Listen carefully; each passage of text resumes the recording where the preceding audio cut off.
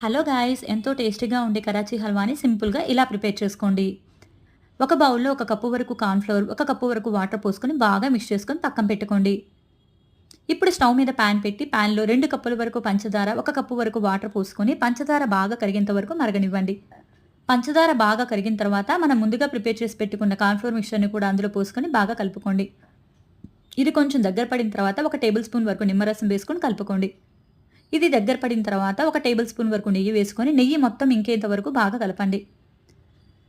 తర్వాత మళ్ళీ ఒక టేబుల్ స్పూన్ వరకు నెయ్యి వేసుకొని బాగా కలుపుతూ ఉండాలి. ఇది ప్యాన్‌కి సెపరేట్ అయ్యేంత వరకు కలుపుతూ ఉండాలి ఫ్రెండ్స్ ఇలానే.